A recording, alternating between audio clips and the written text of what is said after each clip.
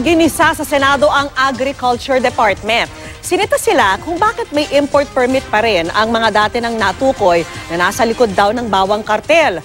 Kinwestiyon din ang Department of Justice kung bakit hindi pa sila nakakasuhan. Yan naman po ang tinutukan ni Maki Pulido. Simple lang naman ang tanong ni Senator Cynthia Villar sa public hearing kaugnay ng garlic industry.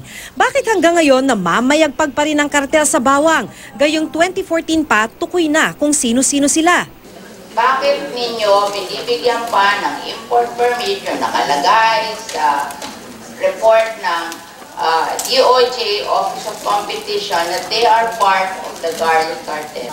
Ano po magiging basis ng BPI to purge the list? Wala kaming kopya. Nag-hearing kami dyan, yung mga naandyan sa BPI, alam na nag-hearing, may report. Bakit hindi nyo inalaman report at tinanggal yun? Posibleng hindi mo alam yung nangyayari sa department mo. Either napakatanga mo o kasali ka. Ma'am, are you referring to me, ma'am? No, the BPI. Sa listahang binigay ng Senate Committee on Agriculture, 4 na personalidad ang nasa likod ng kartel at kontrolado nila ang nasa 79 na kumpanya at kooperatibang nabibigyan ng import permits. Ayon kay Villar, binibenta rin ng Bureau of Plant Industry ang import permits. Para sa taong 2016, 50,000 metric tons ang nabigyan ng import permit. Pinagbibili nyo yung import permit ng 350,000.